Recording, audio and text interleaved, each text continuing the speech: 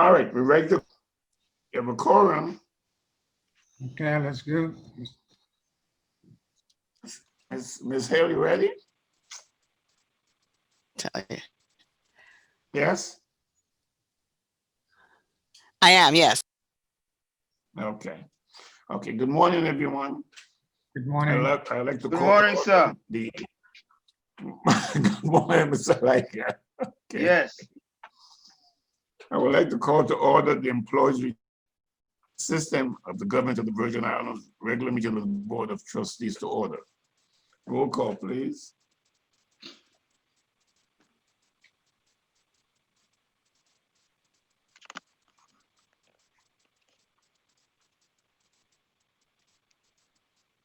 Mr. Nibbs is on mute. Yeah, roll call.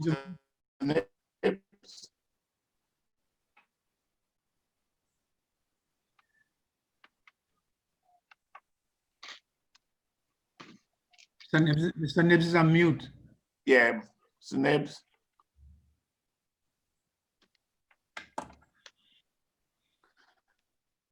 Maybe he's waiting for someone to do something.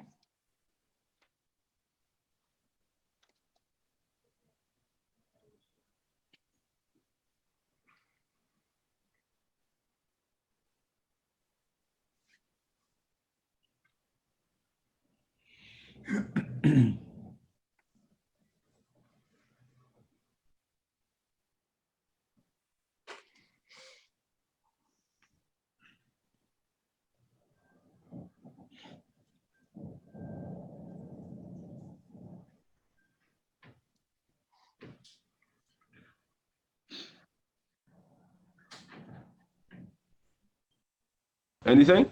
Can you hear us? Okay, I got you now. Yeah, Mr. Nibbs? Hear us? Yes. Sorry about that.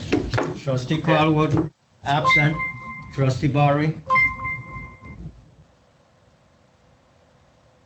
Trustee Barry? He's off. He's Present. now. Present, Okay. present. Trustee Clendenin? Absent. Trustee Cohen? Present. Trustee Liger? Present. Trustee McDonald? Absent. Trustee Smith? Absent. Chairman Liger? Chairman Canada? Chairman Present. Canada? Present. 4 present, 4 absent. Thank you.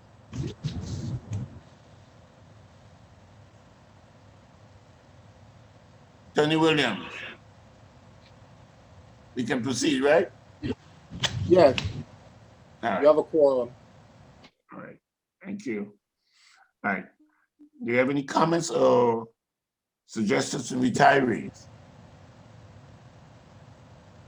Anyone present? No? Okay. I'd like to get approval of the secretary's minutes of the regular meeting held September 24, 2020. Any additions, deletions, corrections?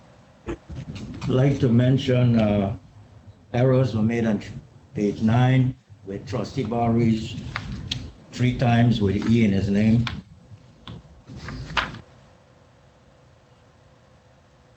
We'll change that. Spelling of Trustee Barry's name. Okay.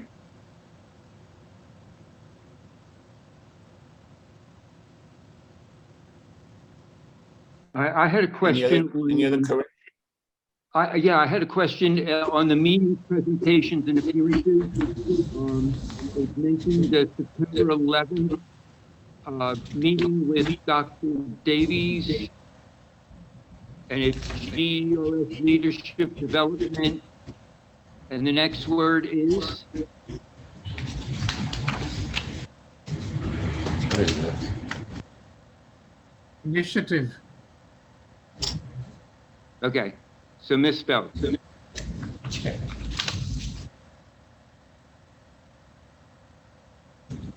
right? Yeah. You catch it? September 11th, meetings, presentations, appearances. You should read the GS Leadership Development Initiative. There's an M instead of an N. Yes.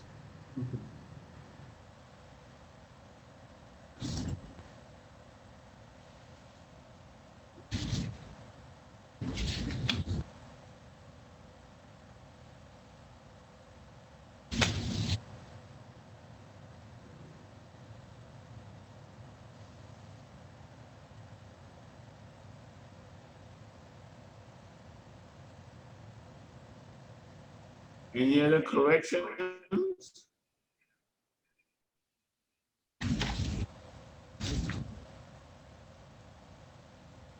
Okay, also move to accept the minutes of previous meeting, October. Second, Roll call. Trustee Calwood, absent. Trustee Barry, yes. Trustee Cohen, Yes, Trustee Liger, Not voting? Trustee McDonald, absent. Trustee Smith, absent. Chairman Liger, Chairman Calendar, I'm sorry. Yes. I don't know why Liger is sticking in my, sorry about that. That's okay. Because he's present. Okay, The calendar, three yes, one not voting, and 3 absent. Dr. Calendar is sending you a message or something? No, that have happened many times before. It's a Friday.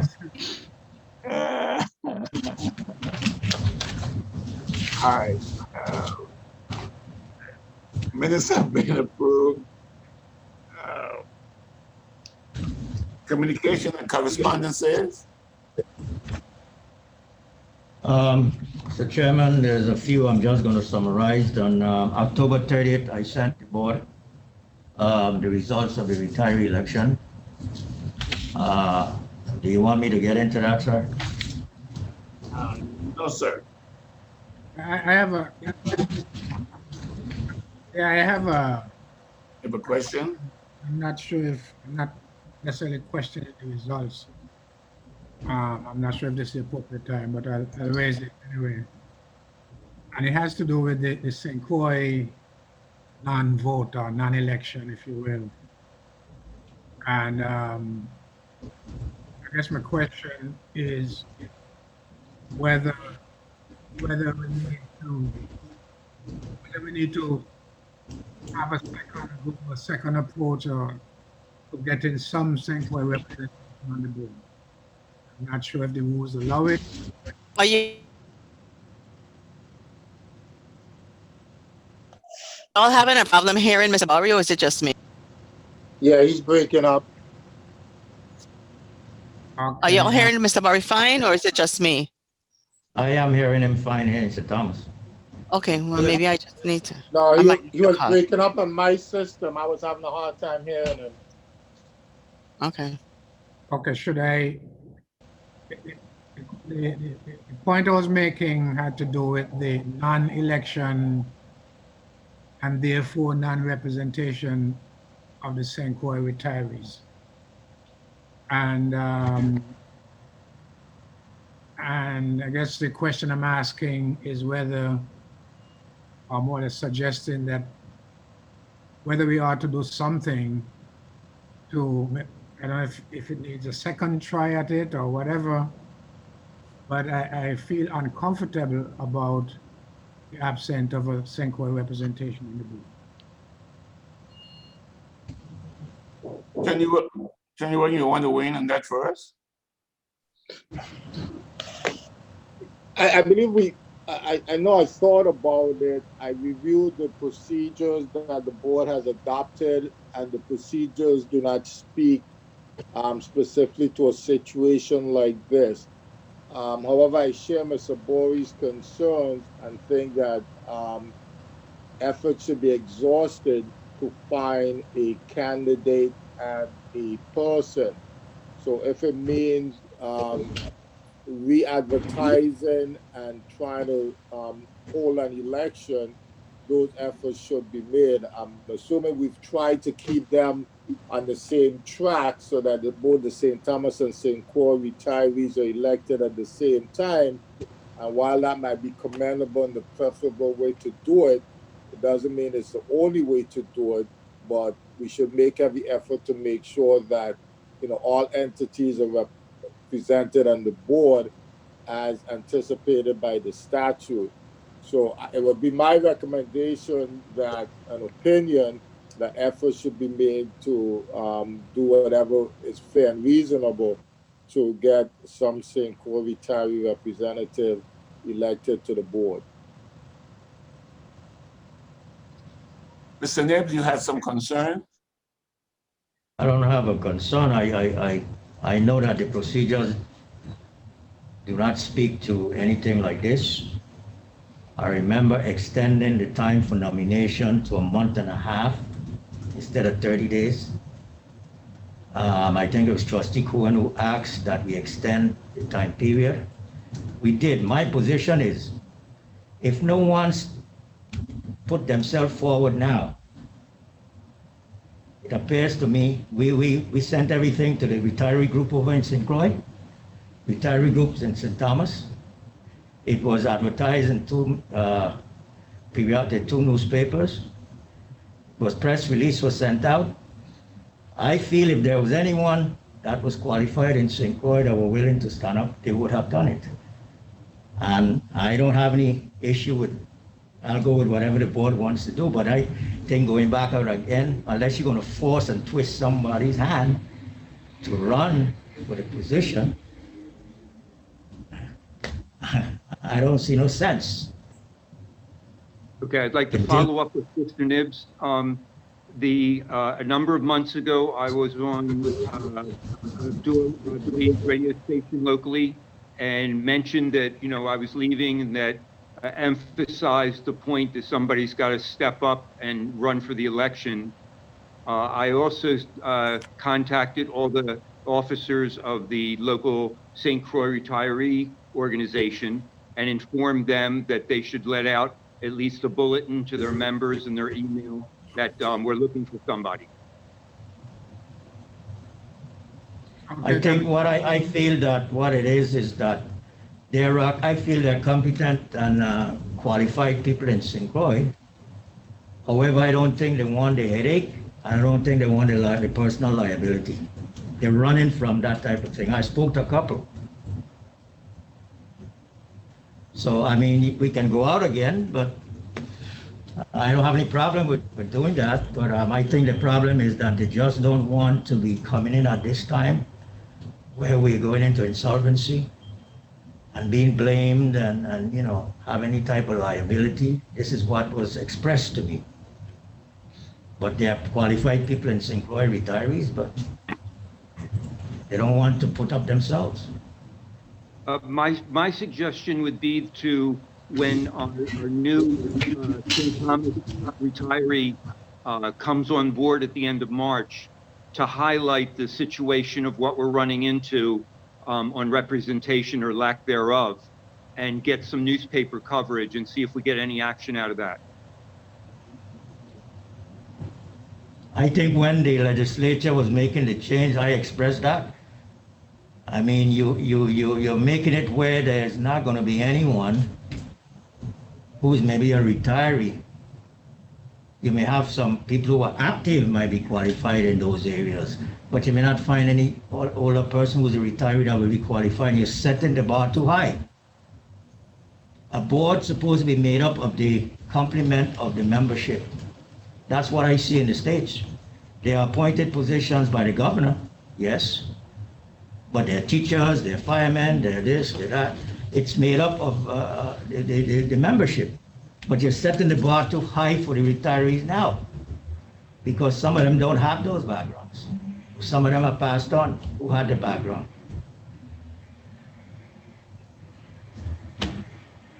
So, I mean, okay, just to be clear, I am not in any way criticizing or chastising the effort to, of the administration, the management. What I'm looking at as a bigger picture of the retiree representation. Um, and just to follow up on Mr. Nidge, the bar to high meaning that the expertise that's required. Yeah, the expertise, the older folks, maybe they don't have those type of backgrounds in finance, in actuarial science. Maybe the younger folks, some of the active members may have those type of, that type of expertise. So, some retirees don't have that. You may have some who are attorneys, who are maybe doctors, or accountants, but some of them don't want to put themselves out to do this, because I spoke to a couple of people in St. Croix, and they said, not me. And they're retirees. Okay.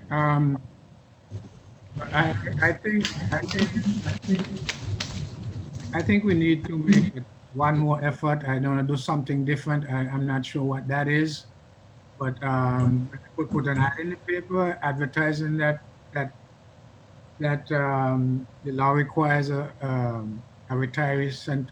Thomas St. Croix representation. That we have the St. Thomas one. That we did the initial vote. We didn't get anybody, and we're making one last request. And then put an ad in the paper.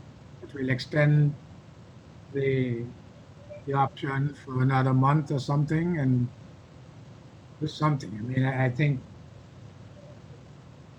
I think we need to be viewed as bending over backward to get this thing done. I admit that we've done what's reasonable. I think we've made a reasonable effort. But I think we need to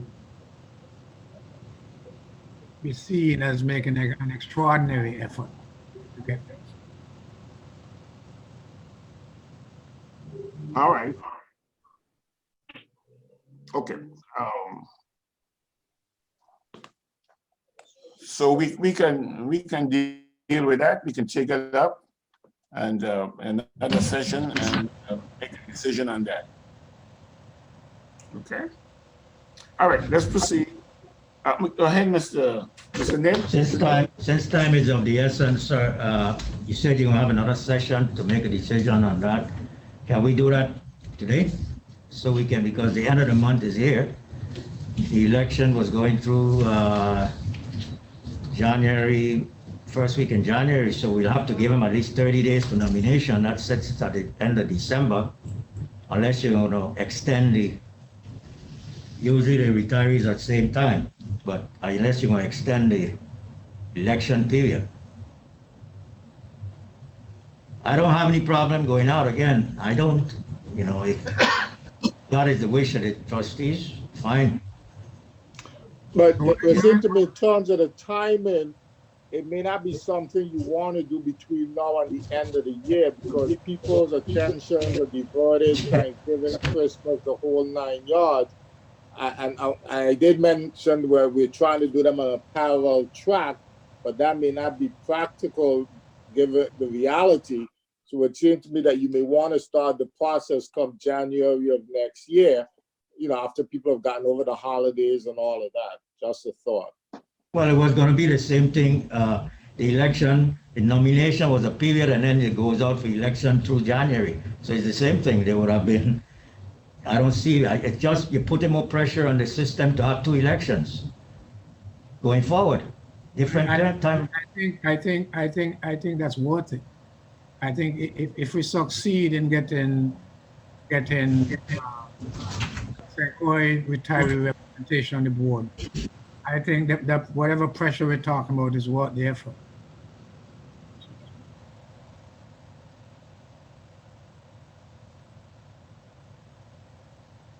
I feel strongly enough about it to.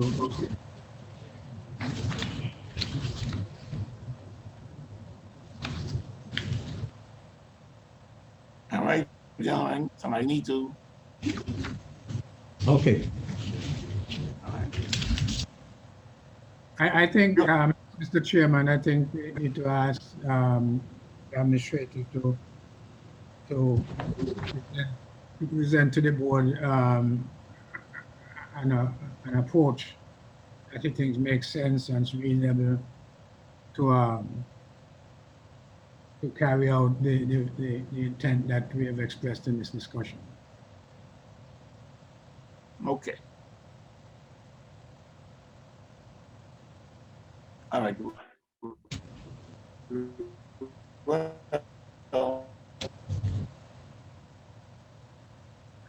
all right, Mr. Nibbs, you were in, with the communication correspondences? Yeah, okay. I had sent the board just copies of some legislation that were being presented that would have some type of an impact on the GRS. There's bill number 33-0330, and that was an act amending Title 33 of the I Code, Chapter 3, relating to the gross receipts, taxes, and remote sellers doing business in the Virgin Islands. This piece of legislation was submitted by Senator Noel Francis, and the gist is to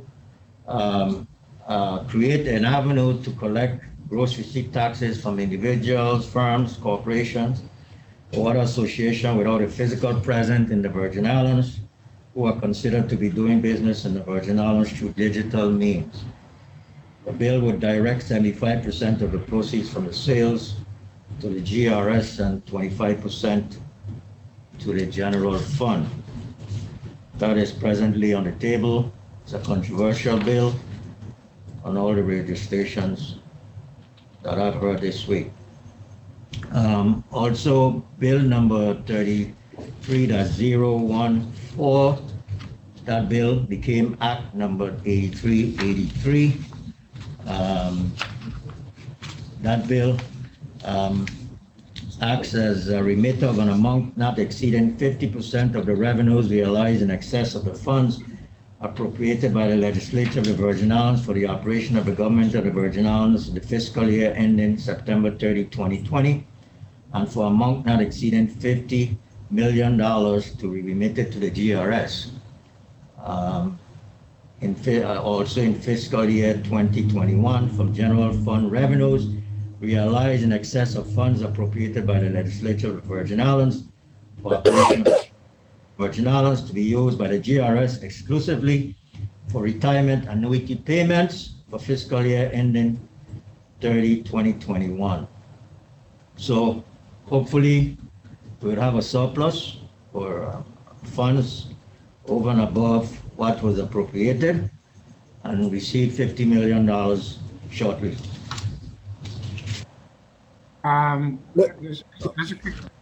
Go ahead, Pedro. I was going to ask Mr. Nibbs, what was his opinion or reading of the governor's comments relative to that bill when we had the meeting that Saturday? Because it seems to me that the governor and his OMB director was saying based on some language in the bill, and I guess whatever language the government uses for quote unquote excess funds, it was their position that there was none because the wording wasn't accurate or proper. At least that's my layman's view of what he said. Well, I think feeds into the response from Senator Fred Gregory, if you recall. That was, if we are on the same page, I think that was the reason for her exit from the meeting.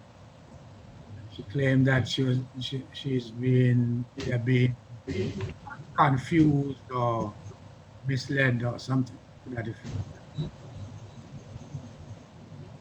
I'm sorry.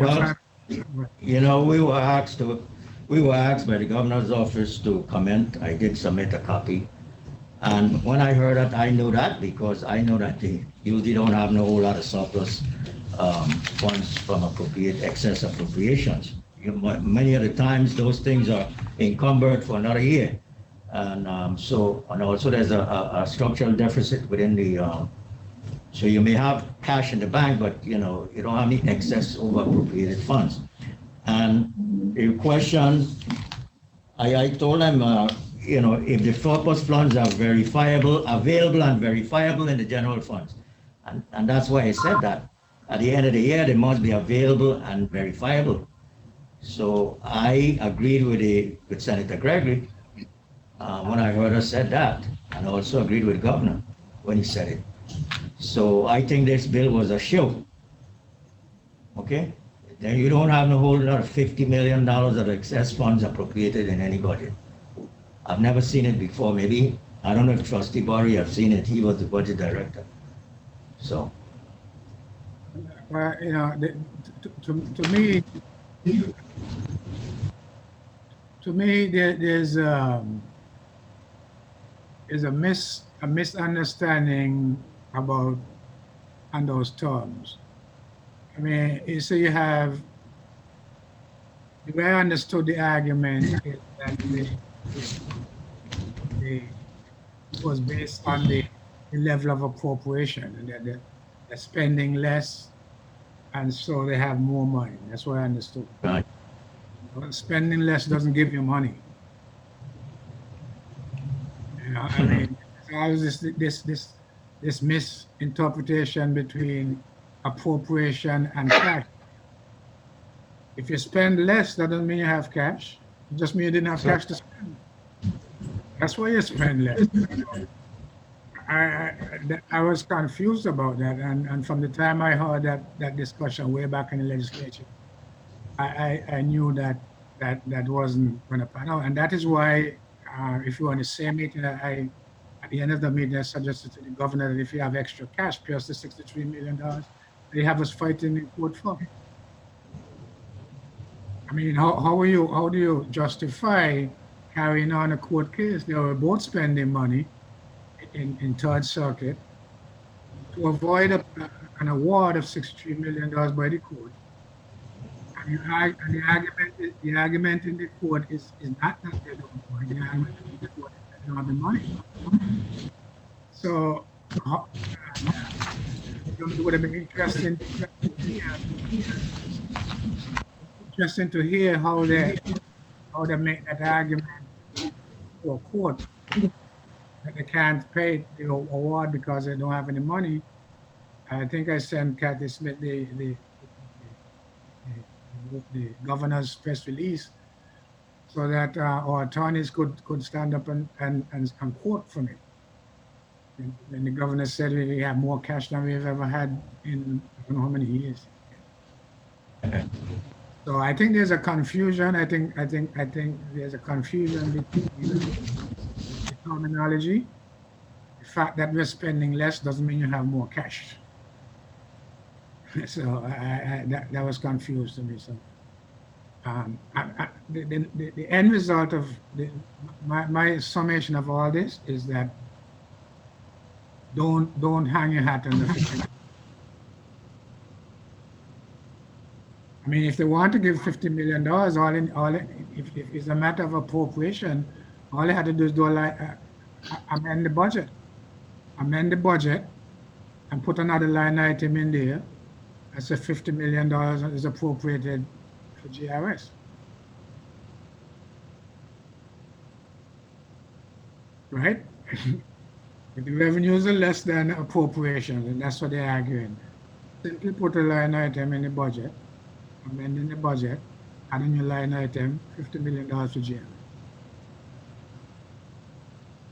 And let's see if we really have money to do.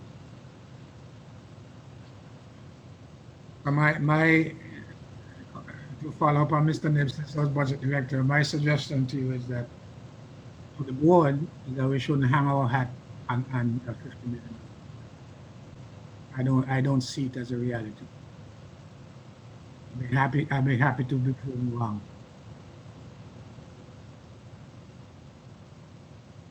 I don't see it either. But those are the three items of funding that the governor is dealing with now. The refinancing, the $255 million, is $50 million excess funds in the budget, and the gross receipt taxes from off-island purchases. So those are the three that I think that they have identified for funds coming to the GRS. Also, what I saw listed was legalizing recreational marijuana. They don't even have a board yet, so I don't know. I can't say, but those are the three that I saw highlighted in the paper list. What are those three, Mr. Nibbs? The Is the 50 million from the excess funds appropriated, the 255 million, and the 75% coming to GRS from the off-island purchases. the Gross off-island- receipts. Okay. Okay.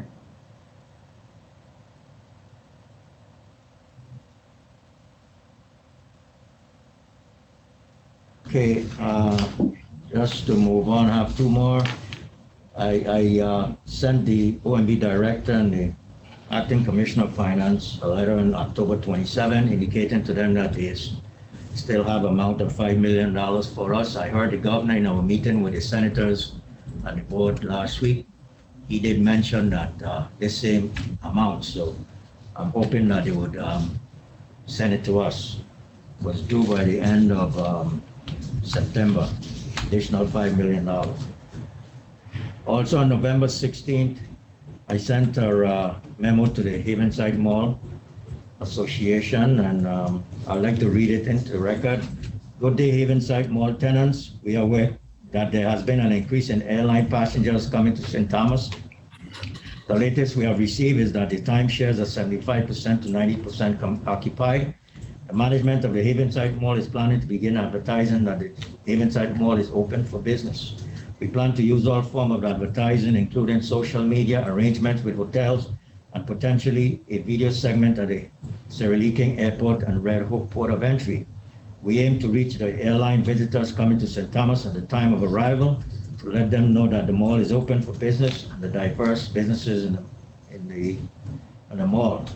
We understand the challenges and hardships during these uncertain times. However, once the advertising campaign begins, we expect our tenants to do their part by opening their doors. We are in the process of creating a COVID-19 prevention bubble at the Havenside Mall in time for the arrival of cruise ships at the dock. We look forward to working with you to make this a reality. Signed by myself, copies to the board, Havenside Mall Oversight Committee, Otis Smith, Operation Manager, and Roy Moorhead, Chief Security Officer. There's a lot we have done in follow-up to that. I will probably deal with that when we discuss Havenside Mall in executive session. But the aim is to some of the stores, and we've started monitoring it since this memo went out. We monitor stores every day to determine who is open. And I'll give you the reason why we're doing that in executive session when we get there to discuss Havenside Mall financials. That ends the communications and correspondences. All right, thank you, Mr. Nibbs.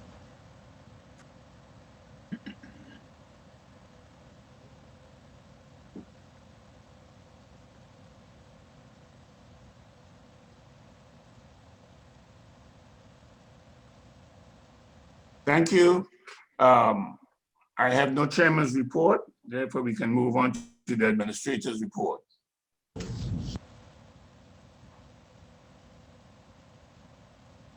Good morning again. Meeting presentation and appearances. On October 13th, I met with the Havenside Mall tenants. We had a meeting, virtual meeting, had about 70 to 80 tenants. On October 16th, we met with WICO to discuss the MOU related to the U.S. Custom issue.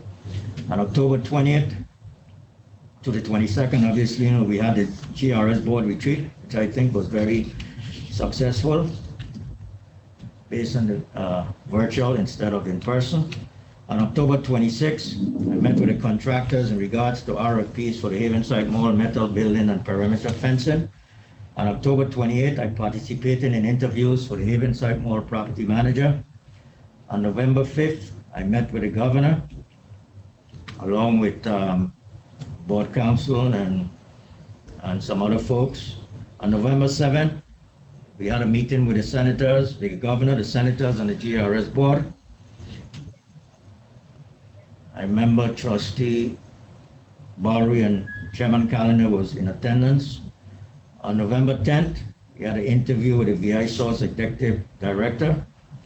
On November 16th, we did review the RFPs for the Havenside Mall metal building and perimeter fencing.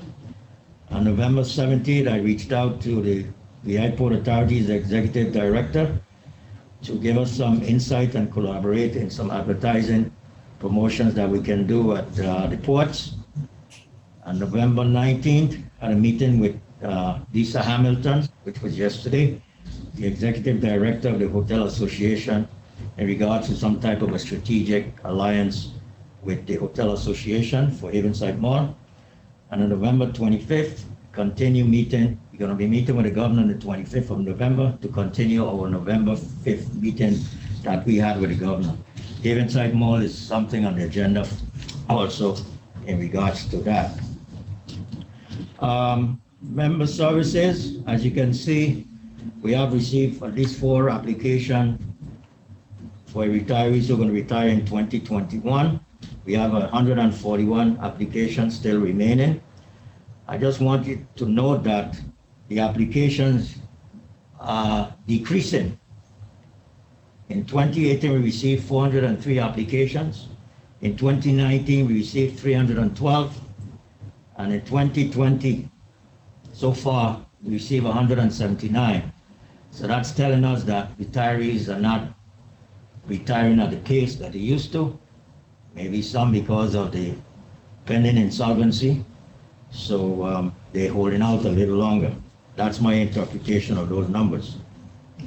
Unless there are going to be a whole slew of people retiring between now and December, I doubt it.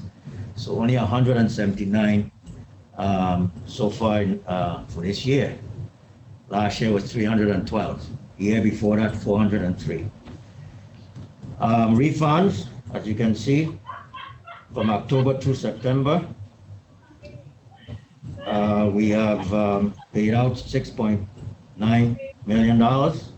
Of that $6.9 million, 6.7 is for individuals who were not vested and requested a refund of their contributions. Debt benefits, we are continuing to process debt benefits. We have received 56. We have completed 56 for the fiscal year 2020. And we have at least 87 still to be completed. The total is about $1.9 million. Disability certificates, the same status. We sent out 231. We have validated 177. We are waiting for 53 life certificate to determine the existence of those retirees. Annuity payments. As of the November 15 payroll, we have 8,685 retirees. From October through November 15th, it's a month and a half, we paid out $32.2 million. So far, for that period, we added 21 to the payroll and we deleted 35. The gross retiree payroll for that November 15 pay date was $10.8 million. Our loan portfolio is still staying steady. There was some reduction between September and October, very small amount. Mortgages are still 90. The value of the loan portfolio is $34.9 million. There are some repairs to our facilities. I'm not going to go through everything. I want to just highlight certain areas that are probably safety and things like that. We do have to have a fire pump and sprinkler. Annual inspection is due and hope to be completed this month. We know that the fire sprinkler system was tested by Pleasant, which is our major tenant, and all is okay.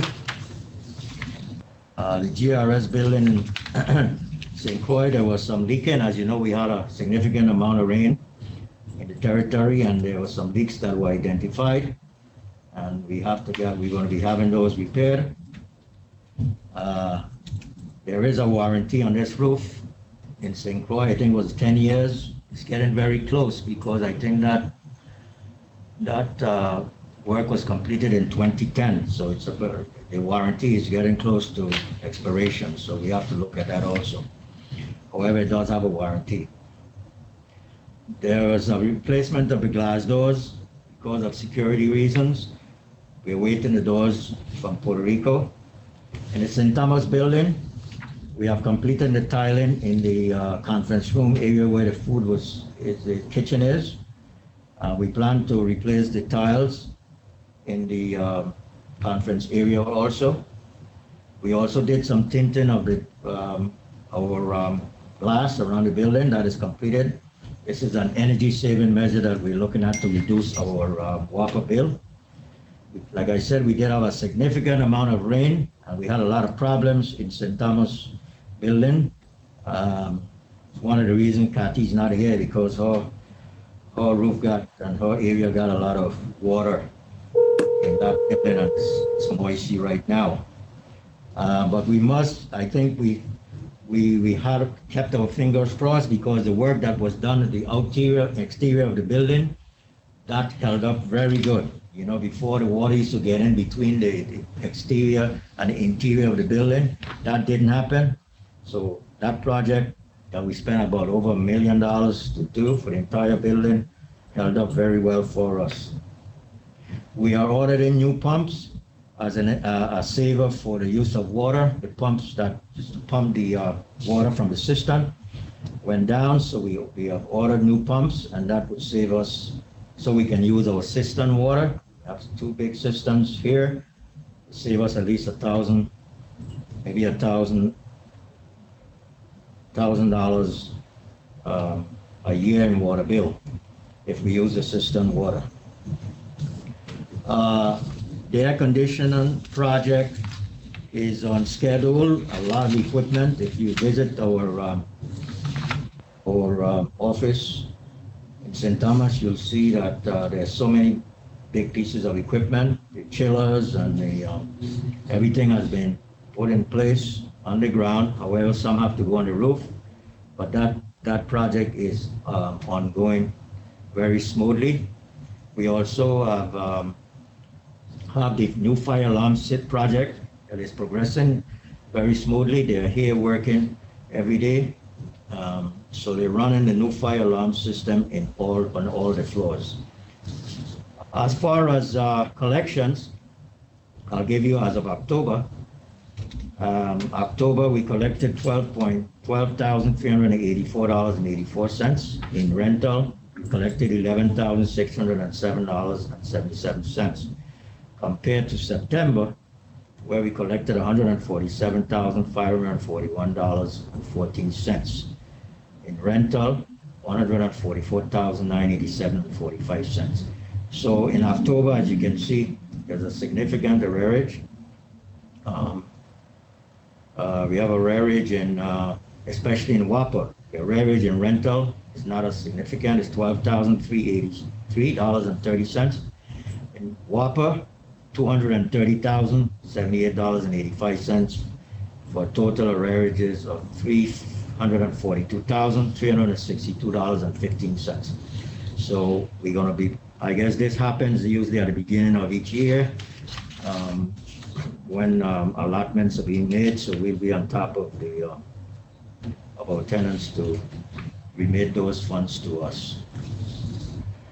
I'm going to skip human resources. I think that's self-explanatory. I want to mention that the VI lottery bonus for 2020 will be on the streets November 23rd on Monday. It will be paid on the 23rd. The file has been sent to the bank, I want to give you some stats. The amount that we're receiving from the lottery is decreasing. It decreased 42% from last year. Last year, we received $1.3 million. This year, we received $778,000. The number of retirees that are going to receive the bonus in 2020 is 7,436 members. Those are members who are 60 years of age and on the payroll for at least 1 year, also the disability members. The amount of the bonus, the gross amount would be $104.74. The net amount after taxes, $81.74. As I said, I would like to discuss some Havenside issues, but then we'll deal with that in executive session. That ends my presentation, sir.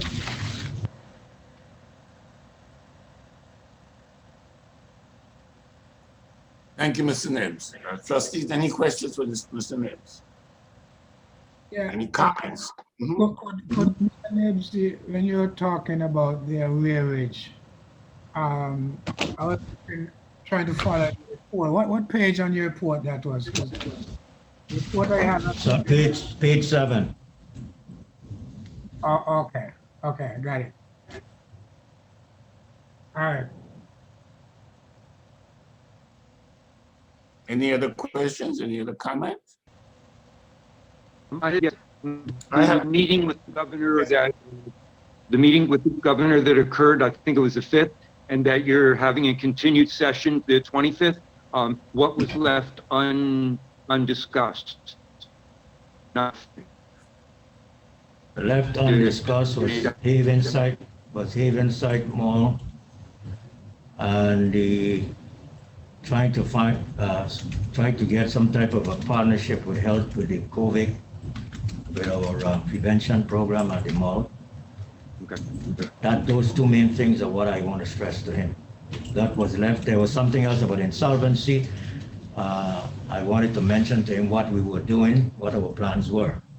See if I can get any response from him. But the main thing on the agenda when I meet with him is going to be the Havenside Mall. We have some issues there, and also maybe trying to have some type of alliance with health in the testing of some type of strategic alliance with Department of Health. All right. May I suggest with relationship to the COVID and the procedures and so on, I'm sure there's a federal package or at least recommendation write-ups.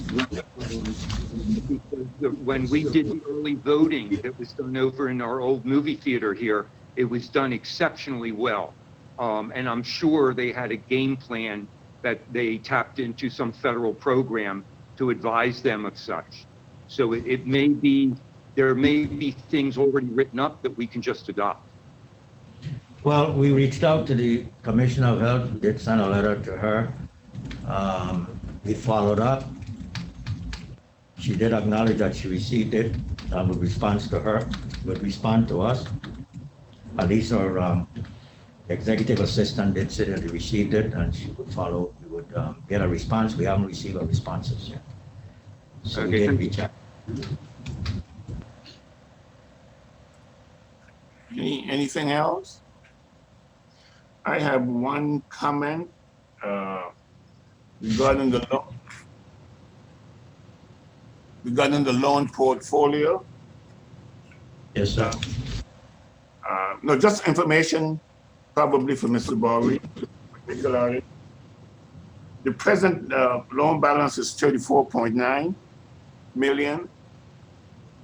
When the loan program was terminated in August of 2015, the loan portfolio at the time was $159,218,000. That was portfolio. And I'm sure if we did not terminate that program, we still would have had a lot of monies out at this time. All right. Committee reports.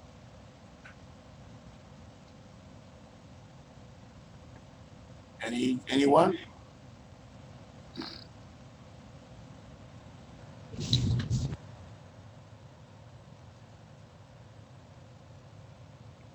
Mr. Barry? He's muted. Yeah, I'm sorry. So I'd like to mention that I received from Mr. Nibbs a proposed budget for the Haven site mall. And so I'll be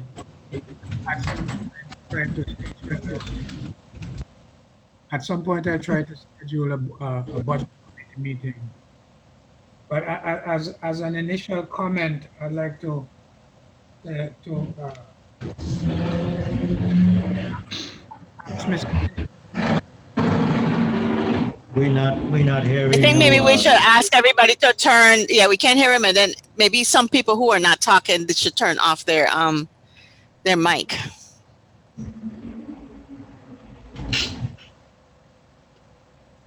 Can you hear me? Anybody hear me? I can Yes, hear I you can. now. Can hear you. Maybe Miss Liger, you could turn off your mic too, please. Okay. I was saying that I received a draft or recommended budget for the Havenside Mall from Mr. Nibbs, and I intend shortly to schedule a budget committee meeting to discuss it. But as a preliminary reaction, I want to indicate to Mr. Nibbs that I'm going to request that he submit a balanced budget, proposed balanced budget. I mean, the budget that I received has shows revenues of 1.2 million and expenditures of 6 and expenditures Well of 6. then, yeah. The revenue, well, let me finish, please. The revenues of 1.2 million, expenses of 6.2 million, a $5 million deficit. And I'm not sure where that difference, where that money is going to come from to make up that difference. So We have, from my perspective, the mall is supposed to be supporting the rest of the system, not the other way around. So that's where I'm coming from on this. So we're going to have to, I expect him to submit a budget that's balanced. That's Okay. not, well, and I think we discussed this before, there are funds in an account. And I think Trustee Barry, you were the one, I think, that said, we told you that we have to expend a lot of capital infrastructure improvements. That's where the monies are. And we have received over $4-point-something million in insurance funds. So I can show you where the monies will be. There are funds available to do the work. the budget has to reflect this source of funding for that. Well, then we might as well close shop. Well, Because we're not going to be able to, the expenses alone would be for salaries only. Salaries only about more than the 1.2. well, maybe closing shop has to be on the table. I mean, we can't have, we are heading towards bankruptcy. The mall is supposed to be, the purpose of the investment in the mall is supposed to be to help the system. It's dragging its own. I mean, if you're saying the system has to come with $5 million to support the mall, maybe the mall, we need to, maybe closing it down should be on the table. Well, May I? yes, Ms. Jeremiah, go ahead. What we're saying for this year's budget is that there is about $4.3 million for the capital projects that were insurance proceeds for Havenside Mall. Then in the Havenside account, there is another $5.3 million in the Havenside account. apart And I from the pointed out, 4.3, that is the insurance proceed. correct. And I Well, pointed that out in the presentation, so. well, I know, I'm saying the budget has to reflect that. You need to submit, you need to submit the budget that shows where the resources gonna come from. Okay, well, I did say that at the end, so I told you how much monies we have in account, and I told you how much monies we have on the books for the insurance. We have like $9 million. Now, if you want me to go back and put that up in the revenue section where I have the revenues, I could do that. And I'll indicate that it's the bank account for the what we have in the bank account of $5 million and the $4 million in insurance proceeds. Well, I don't care where you put it. I'm saying to you that you have to. Okay, we'll do it. We'll do that. We'll revise it, sir, and we'll submit it to you. We'll resubmit it and to show I understand what you're looking for.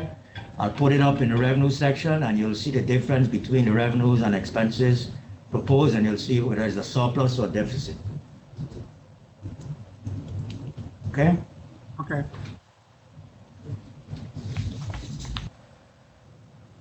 All right. Committee Chair. The Medical Review Committee will make a presentation in executive session.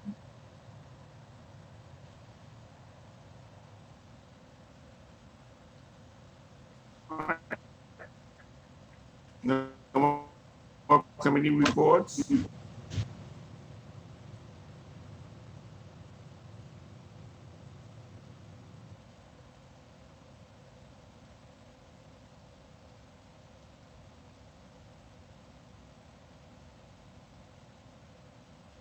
Ms. Jeremiah?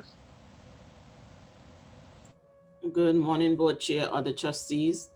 This is the Government Employees Retirement System Schedule of Receipts and Disbursements for the month ending October 31st, 2020.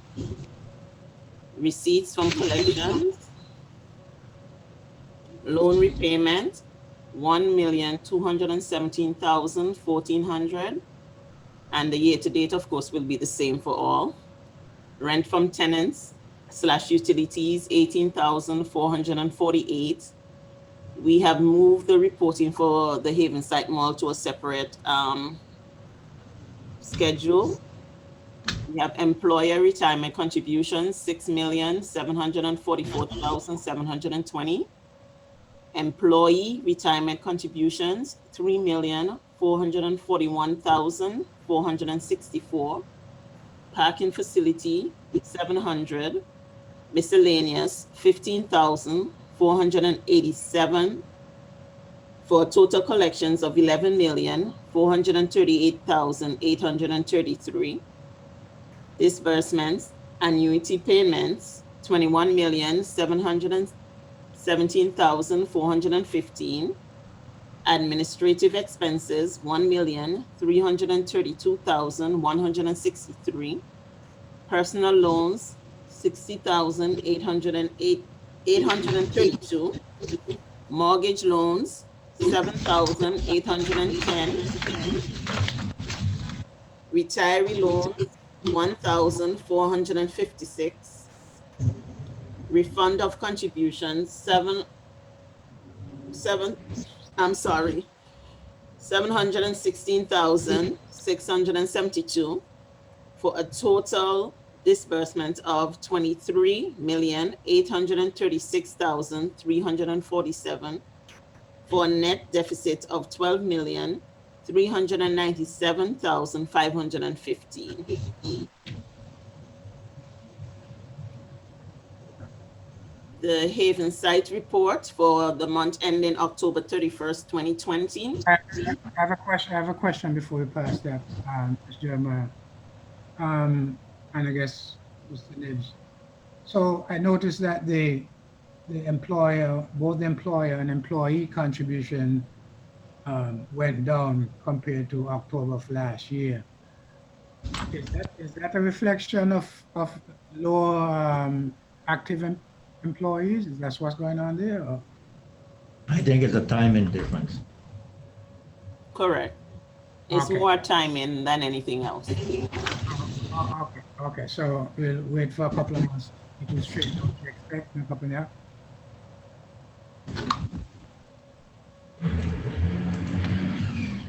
Okay, that's fine. Okay. Excuse me, could I interrupt for 1 second? I just got a call from one of the reporters from, I think, the Source or Consortium, that they weren't picking us up on YouTube.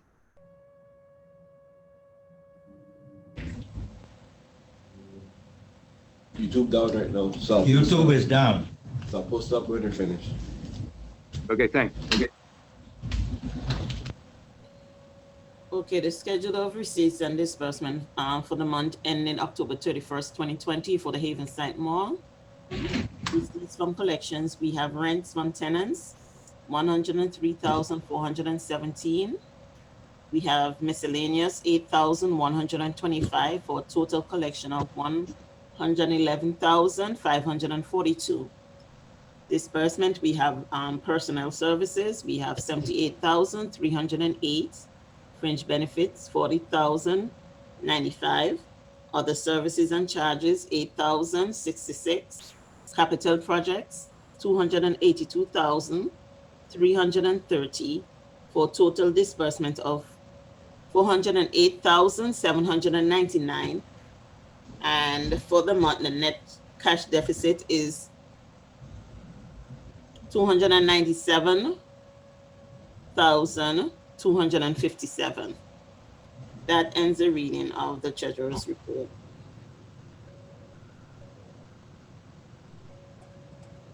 Thank you, Ms. Jeremiah. Trustees, any questions? So, Ms. Jeremiah, the difference between the 454 in October 19, I'm up into rents from tenants. 455,000 in October 19 and 103 in October 20. Is that from the abatement? Is that purely due to rent abatement? That is due to our deferral. Okay. So is there somewhere in the financials or somewhere that could be shown as a, I don't know what you call it, an offset to expense, or I don't know, offset to revenue or something, I don't know. But I don't know, this is a cash report, so I'm not suggesting it's go there. But I would like somehow for the reporting to reflect the deferrals as an expense or something. I don't know the accounting way to do it. You understand what I'm trying to say? Yes. I mean, so so I understand this probably is not the report to do it in, because this is more cash receipts and disbursement report. But it should be important for the board to be aware of the and the financials to reflect the impact of the board's decision to defer those rentals. I can put it in the footnote below. Okay, well, somehow that will work for me enough. Are we speaking about Havenside, Mo? Yes. Yes. Well, that spreadsheet that you gave me, Miss, that would show in the deferrals, wouldn't it? It For will. each tenant? Yeah, if we give you that spreadsheet, you'll show, for each tenant, we show the deferrals, what we received, what expected, what was received, and deferrals. Oh, okay. Yeah. I'm not sure if you have it, I don't know. No, I mean. But I know Ms. Jeremiah did give me a link of all the tenants with what is expected, what was received, and the deferred amount. Okay, just put it on this report, sir. I mean, I have enough things to run through. Okay. Just put it on a report. If you put it as a footnote, I'm fine with that. I mean, just. Okay? Okay. All right, thanks. Ms. Colleen did send that out.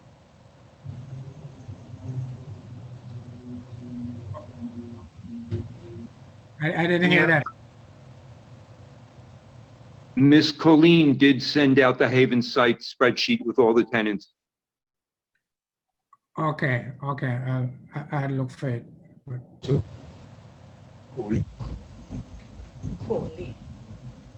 right, trustee, any other questions? Oh, yes, I did send it out to be discussed in executive session to Ms. Cooley. Okay, so we're gonna revisit it in the executive session? If you did receive it, yes, sir. I will show you exactly. Okay. It's in the package or was it separate? I sent it to Ms. Cooley. I don't know, she maybe sent it out separately, I'm not sure. Okay, Yes, it's a separate attachment along with the packages. okay, all right, go ahead. That's the only comment I had on that particular report. Any other questions, trustee? Any comments? If not, we need a motion to accept the treasurer's report. I so move. Okay, and I'm seconding. Trustee Colwood, absent. Trustee Barry, Yes. Trustee Cohen, Yes, Trustee Liger, Yeah, Trustee McDonald, absent. Trustee Smith, absent. Chairman Callender, Yes. 4 present, 3 absent. The treasurer's report has been accepted. Ms. Jeremiah? Well, yes. Yes. I want to take note that trustee Bowie made a motion to accept your report. Yes, just a second time, made a change. I didn't notice that. So it's making some headway. I realize that. Okay, good. Thank you very much. Okay. I'm really a nice guy and I'm easy to please. Nobody. No. Okay. Okay, so we have treasurer's report. Good morning, Gustavo. Maybe it's the background. Good morning. Morning, sir. How are you? Good. I hope that everyone is safe and healthy there in the beautiful islands. Trying to Things be. here in the mainland are not getting better in terms of COVID cases. They're growing exponentially, unfortunately. It hasn't been a long time since we saw each other. Right. Yeah, the last report that we presented in front of us was for the fiscal year, which ended up on September 30th. So what you have in front of you is the performance report for the month of October. So that is we're going to be discussing briefly today. The month of October in general for the markets was a little bit of a reversal from what we've seen in the last couple of months. The month of October actually was a negative market is a negative performance for the markets. There were, different situations why, cases up in Europe, starting to see cases up in the US, the elections, all these different variables play a role in the month of October. We ended up being negative for the US equities in general. For the month of October, the S&P was down almost 3%, 2.7%. International markets also minus 4%. And so that had an impact definitely on the overall performance of the portfolio. Thankfully, because of the measures that we have been taking since at some point 2015, 2016 with dynamic asset allocation, a big chunk of the portfolio is invested in bonds. So we were not hit as bad as the majority of other pension plans in the United States for the month of October. If you please move to page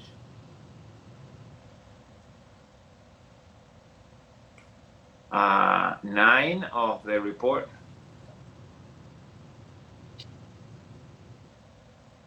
You will see that as of October 31st, the total system without local assets, which will never show performance here, these are liquid assets, was 459,784.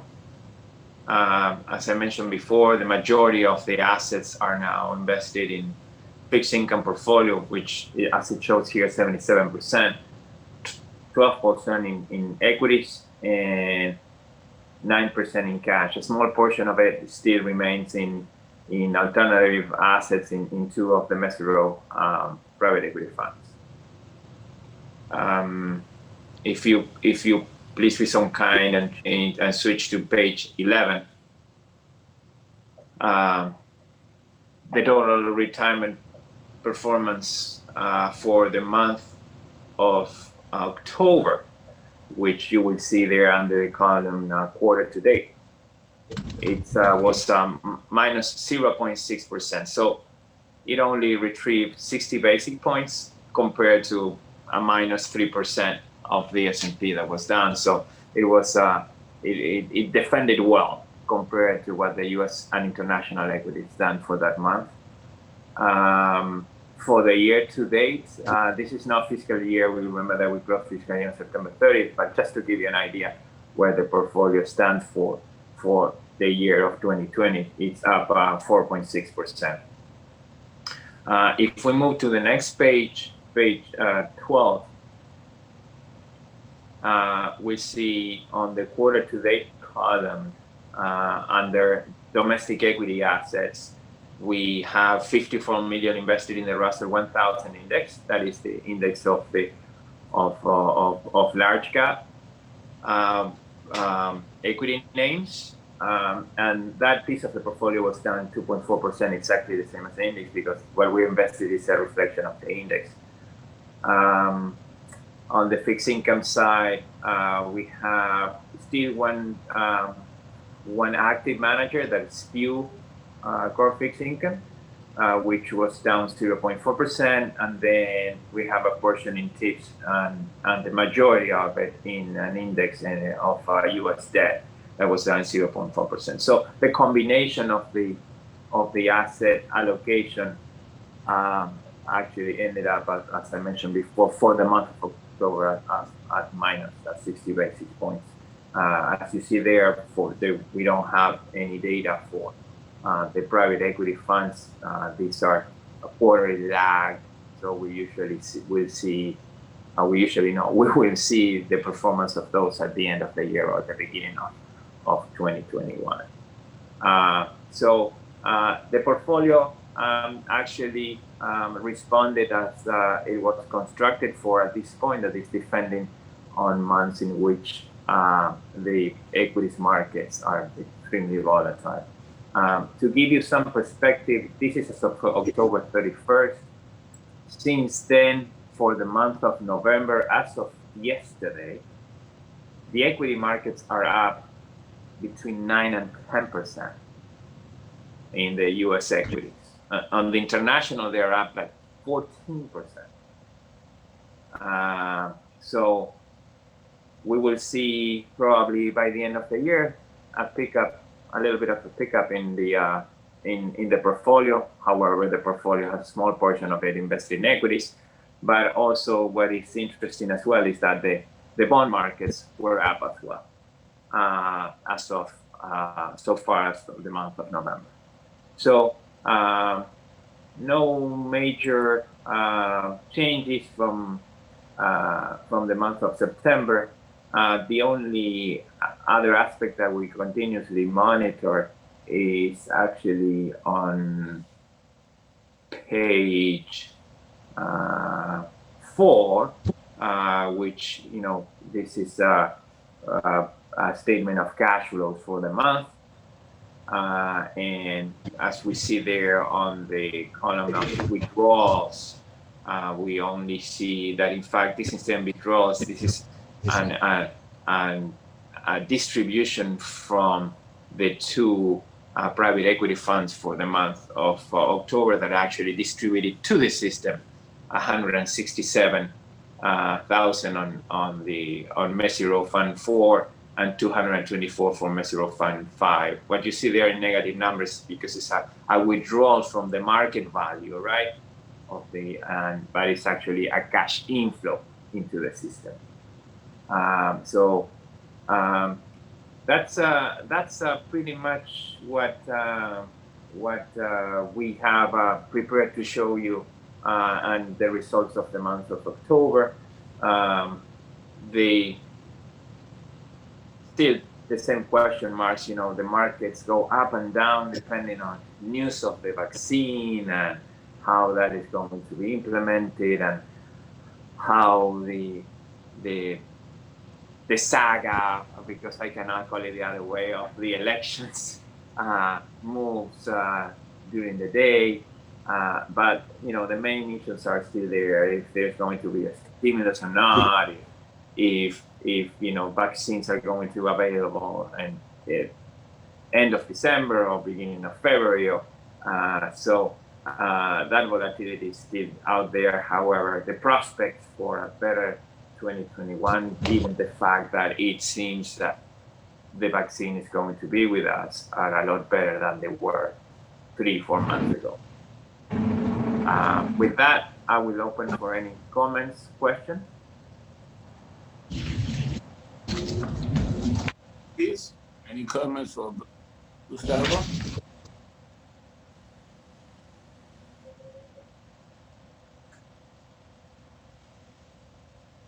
I have a question or comment.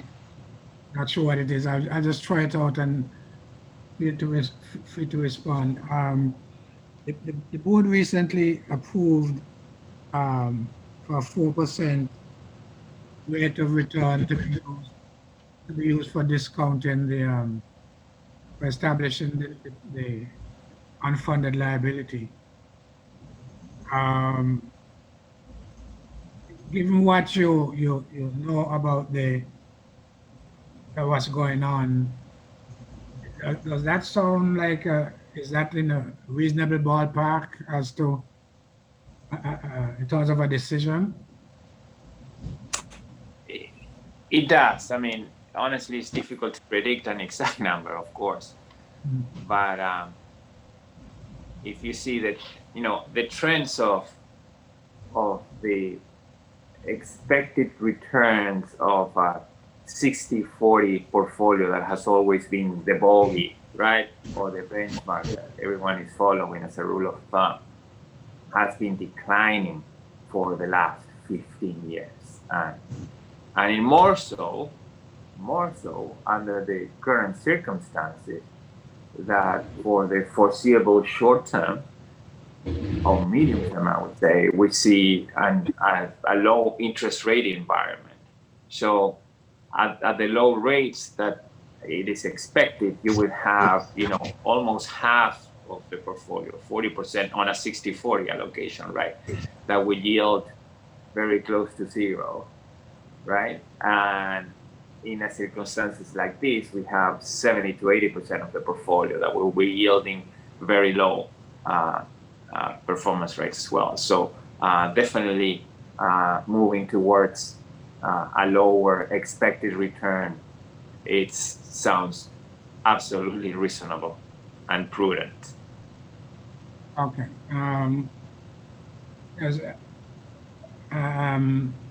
Reason I'm asking this is because, I mean, as you're probably aware, that shift from 7% to 4% made a significant difference in the ADEC and the unfunded liability.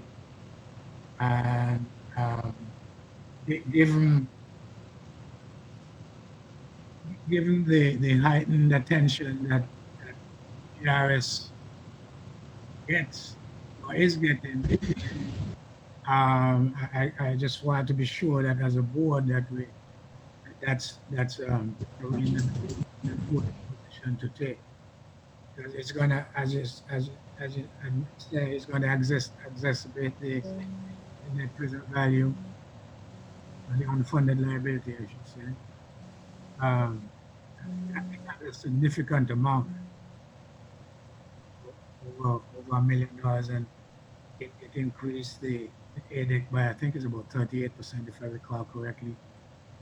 So it's a move that I feel I need in my own mind as a board member to feel comfortable that it was the right decision.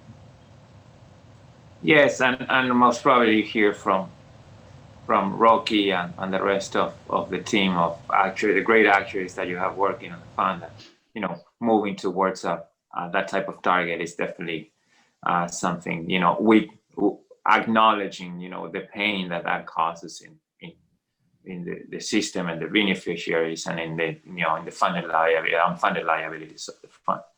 But you know, just because of the status of the asset allocation, and the status of the market overall, that is a prudent and reasonable thing to do. Okay. Thank you. No problem. Any other questions for Gustavo? Anyone? What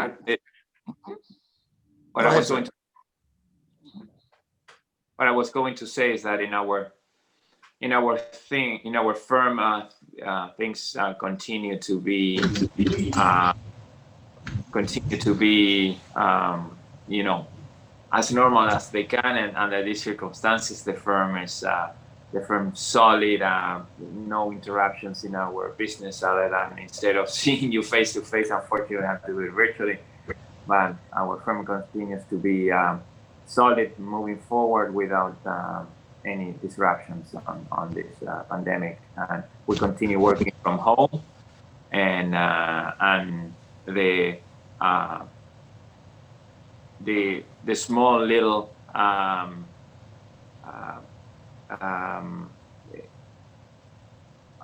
ways into some of the offices that we wanted to do. Some of them has been interrupted. In the case of California, that has our California office, there were some of the folks that were going to the office for, you know, mostly from an operational perspective that needed to be there.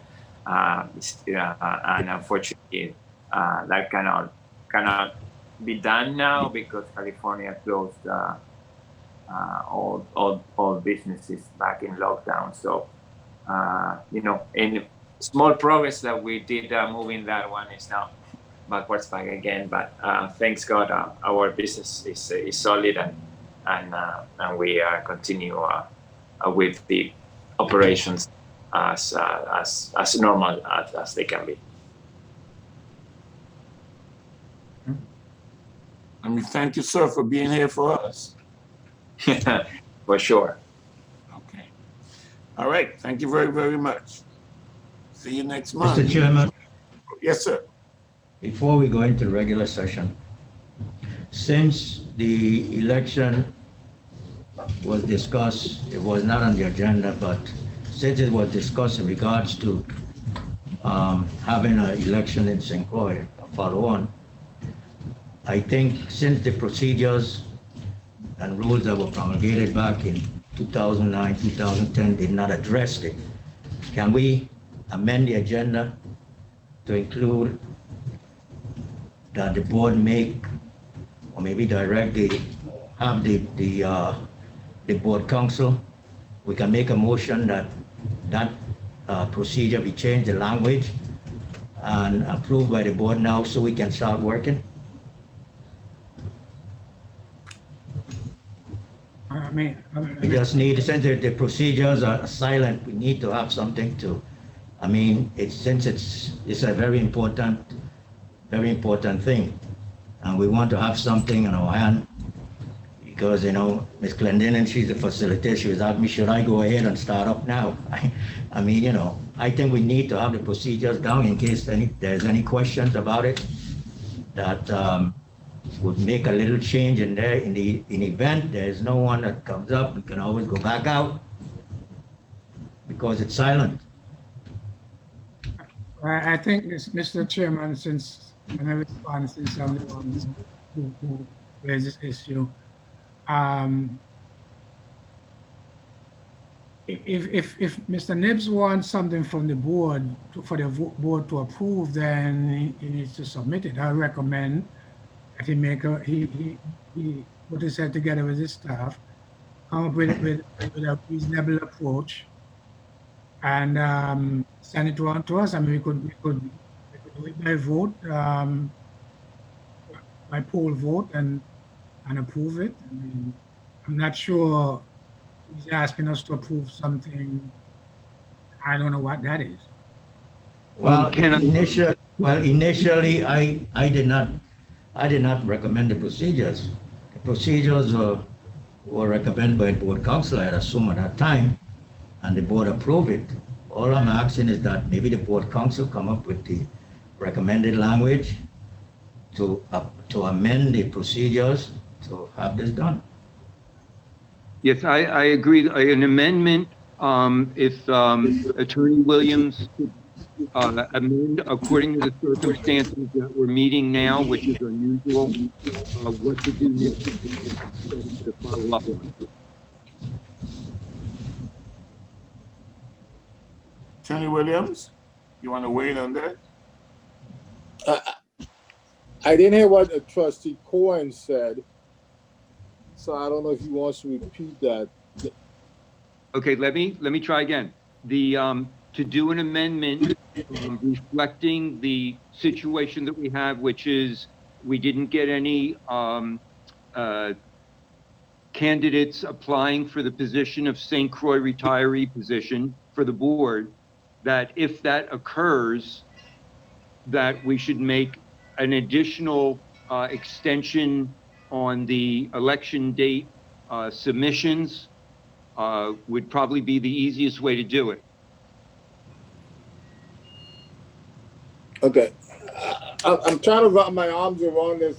From what I'm understanding, I don't know that there needs to be a change in the procedure.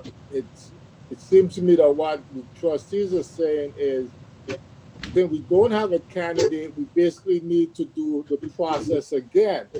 Now, I agree that— Mr. Williams, you're going in and out. I don't know how to fix that if it's a problem on my end.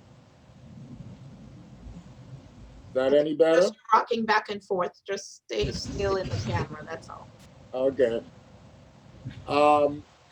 I was saying, I don't know that there needs to be a change in the procedure.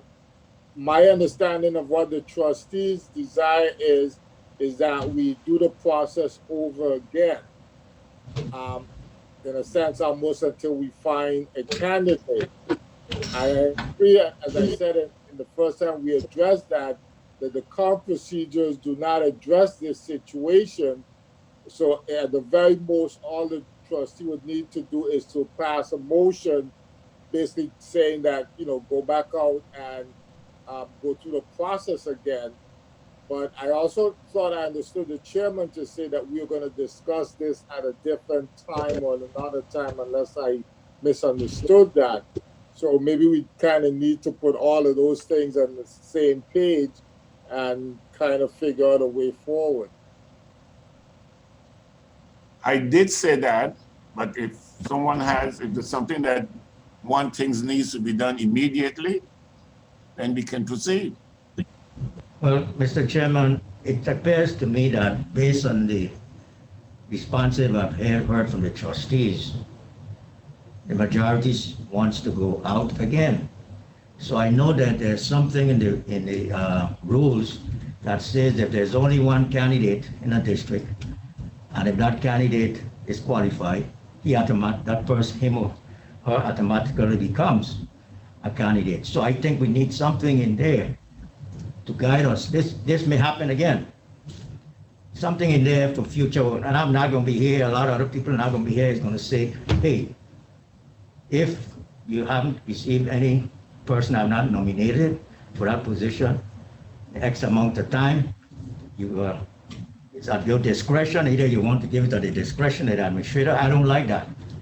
Because since the board had promulgated the rules and procedures, I think the board should say, if no one came in, go out again for one more time, not 2, 3, 4 times. At least go back again and repeat the same procedure in that district. That's all we need. I think that can be changed right in the rules. Because it says in the rules, if there's only one candidate and that person is qualified, that person automatically. That's all I was trying to say, but give us something. Yeah, We're ready to go out. If you want us to, we go. But that's not, I don't think that's the issue, Mr. Nibbs. The issue is Okay. whether there's only one candidate. The issue is in this case, in this point, there were no candidates. And the board That's right. I think the board is saying, go back out, re-advertise it. And again, I may be putting words in their mouth, and this is where the discussion comes in until we get a candidate. So again, unless the board specifically say you only have to do this one more time, or the board could say you keep doing it every 3 months until you find a candidate. I mean, that's something that the trustees would have to decide. But it simply takes a motion to do that. I don't know that you need, or the motion could say we amend the procedures to add this language. That might be fine. But if there's a motion that says, to the extent that there was no candidate in the St. Croix district for the election, the board is directing the administrator to keep doing the election process until there is a candidate. That's basically all that would need to be said. Well, we can do it. We can amend the procedures now. Let's do it now. And just like what you just said, if there's no candidate responding to the election in a district, we go back out and do it until we find a candidate. Or, suppose we never find a candidate. Is the governor going to appoint someone? Suppose that never happens. There's no candidate. I don't advise the governor, but I don't believe that that is what the statute provides. The governor can't just decide he's going to appoint a candidate if the law says it has to be done through an election of retirees. Well, okay. Well, suppose there are no retirees, nobody wants to put themselves up. I mean, I told you I've spoken to a few people who are qualified, well qualified. They don't want to because of the situation with the system. Well, I mean, we're dealing with speculation, and I think, in a sense, I guess the board will have to cross that bridge when it gets to it, but I don't know that we're at that point. Mr. Chairman, I would like to move that the board you have to amend the agenda. Excuse me? I think we're going to have to amend the agenda if you will make a motion. Okay, I thought you were just saying. Mr. I don't think you need to do that to the extent that the trustee election was a part of the communications and correspondence. It's really arising from that we're having this discussion. I mean, so there's no real need to amend the agenda. I mean, because, if something comes up there and somebody wants to make a motion, they're certainly free to do that. I mean, I don't understand. I mean, I understood Mr. Nibbs to be saying we need to do it right now. So I'm trying to do it right now. No, but what Mr. Nibbs was saying, because it's not a specific line item on the agenda, you would need to amend the agenda to add that item. And I'm saying that you don't need to amend the agenda to do that because the issue came up during the communications and correspondence section. This is arising from that, so it's already been a part of the record.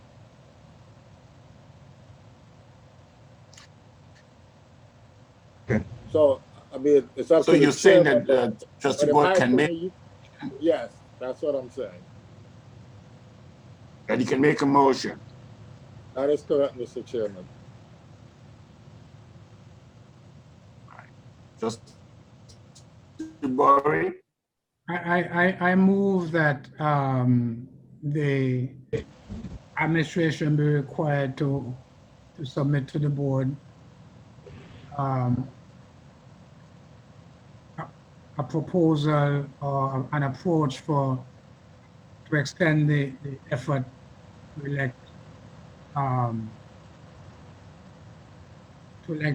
candidate, a retiree candidate for the St. Croix St. Croix spot on the board.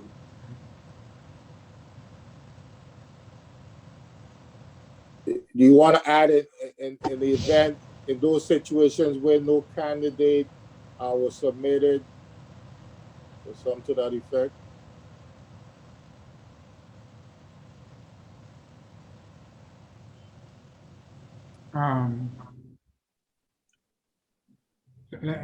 Okay, I'll think about it some more. So you just don't want to do it for this particular time. I think Right. you want to do it for whatever happens in the future. Correct. And I That's wouldn't correct. necessarily say the St. Croix election. Just leave it broad enough in the event that there's no candidate in the retiree election.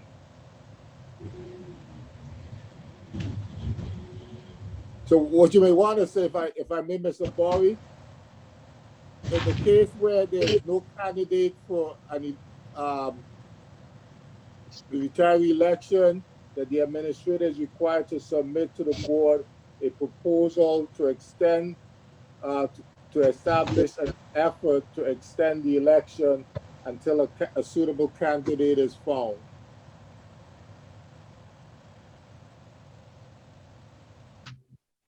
I so move.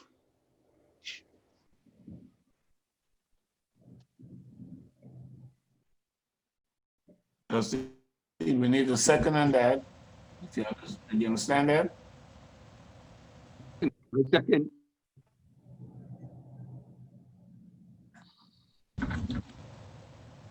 Trustee Corwood, absent.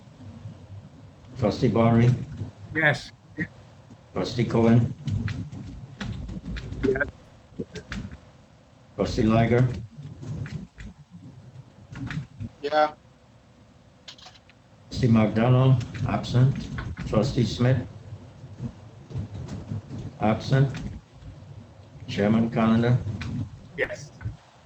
4 yes, 3 absent. Okay. Right.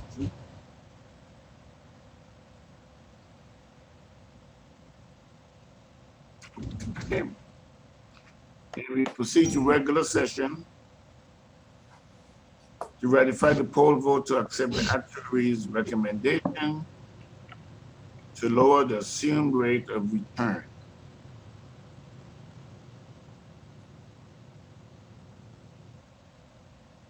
Mr. Ned? I have one question related to this. This is not retroactive, correct? It's from now, starting when we pass this, that it's figuring the 4% for the responsibility of the GERS, that it'll be 4% from this point on. It's effective October 1, 2019. Okay, thank you. What you're doing, Trustee Cohen, is you're ratifying the vote that took place probably a couple of weeks ago.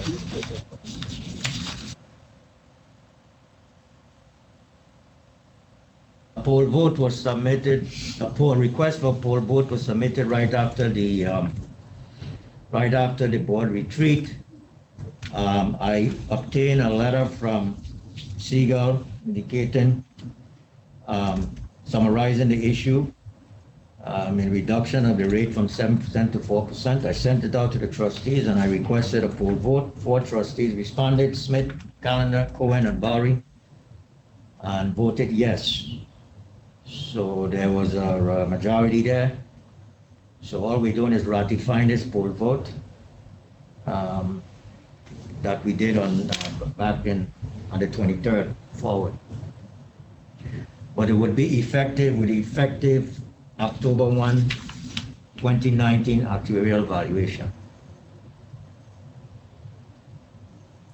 All right, thank you.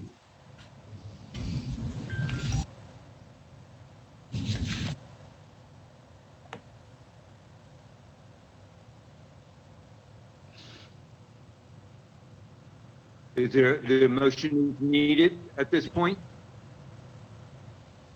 Yes, Okay. Okay.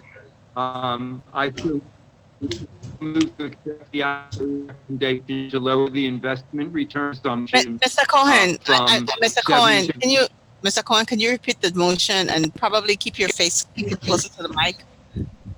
Okay. I'll speak slower too. Okay.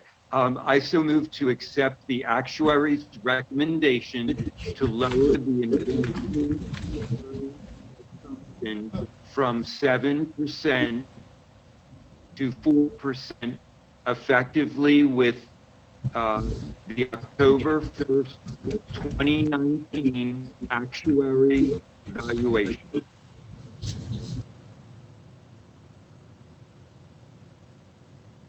I think Mr. Barry said second. Second, Trustee Carwood, absent. Trustee Barry, yes.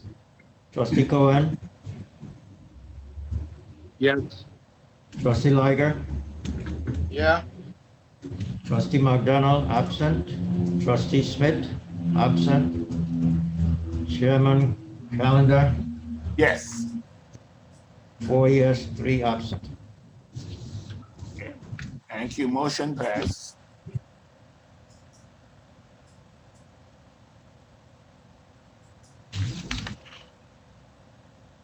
Mr. Chair, I believe that Number two, I should be leaving at this point. Okay. thank you, sir. Thank you for your Thank you. presence. Thank you for your presentation. Thank you. Thank you. Okay. All right. Item number two, to approve the fiscal year 2019 actuarial valuation. Mr. Chairman, the evaluation report was received yesterday, the formal copy. I circulated it to the board, and we just need to approve the entire 2019, October 1, 2019 actuarial valuation report.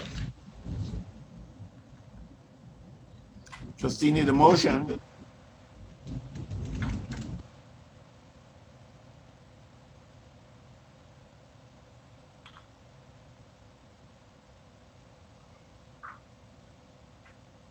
Need a motion, trustee. I move that we accept the actual report by Seagull for the actuarial valuation and review of course.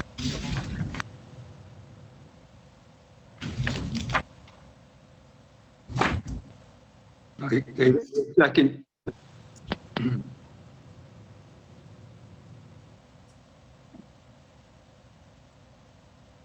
Trustee Calwood, absent. Trustee Barry, Yes. Trustee Cohen, Yes. Trustee Liger, Yeah. Trustee McDonald, absent. Trustee Smith, absent. Chairman Calendar, Yes. 4 yes, 3 absent. Motion passed. All right, this portion of the meeting will be closed to the public for matters pertaining to trade secrets or financial or commercial information or personal or legal matters or matters whose premature disclosure will frustrate the implementation of the proposed agency action. Need a motion to go into executive session? I'll move that we go into executive session. Second, Trustee Callwood absent. Trustee Barry. Yes. Trustee Cohen. Yes. Trustee Liger. Yeah. Trustee McDonald absent. Trustee Smith absent. Chairman Calendar. Yes. 4 yes, 3 absent.